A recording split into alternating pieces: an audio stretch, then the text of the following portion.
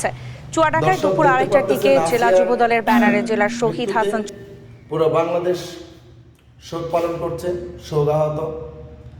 আসিয়ার মৃত্যুর দাবিতে সকল মানুষ রাস্তায় নেমেছে। আপনারাও রাস্তায় নেমে আসুন।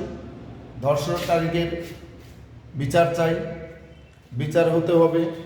আসিয়া আজকে চলে গেছে, কিন্তু ধর্ষণকারী এখনো বেঁচে আছে, এটা হতে পারে না বাংলাদেশে।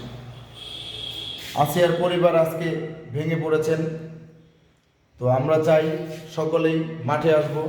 যে দেশে সরকার পতন করা সম্ভব, সেই দেশে আসিয়ার ধর্ষণকারীর বিচার করাও সম্ভব। আমি মনে করি আমাদের সবাইকে রাস্তায় নেমে আসতে হবে। আর আদালতের বারান্দায় নয় বা কোর্টে নয় কোনো আইনের ফাঁক ফুকরায়। আমরা চাই আসিয়ার ধর্ষণকারীর ফাঁসি, ফাঁসি, ফাঁসি। আপনারা আমার সাথে একমত হলে ভিডিওতে লাইক, কমেন্ট এবং শেয়ার করে দিবেন।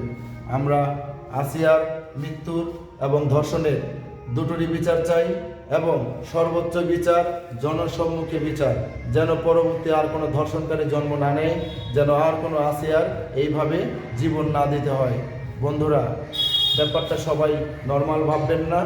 একটা কথা মনে রাখবেন, এই দেশে সব সম্ভব। যে দেশে সরকারকে হাঁটানো সম্ভব, সেই দেশে আসিয়ার ধর্ষণকারীকে ফাঁসি দেওয়া কোনো অসম্ভব কাজ নয়। তাই আমরাই পারি আসিয়ার মৃত্যু আত্মার শান্তি কামনার সাথে তার ধর্ষকের ফাঁসি দিতে। দর্শক, ভিডিওটা সবাই শেয়ার করবেন আর সঙ্গে থাকবেন পরবর্তী ভিডিও দেখার জন্য। এবং করজোরে আবেদন করছি প্রশাসনের কাছে, আদালতের কাছে, আসিয়ার যেন ধর্ষণকারীর ফাঁসি দেওয়া হয় আর দেশের মানুষের স্বস্তি ফিরিয়ে দেওয়া হয় এবং সকল ভাই বোনদের জীবন নিরাপত্তা দেওয়া হয়। ধন্যবাদ।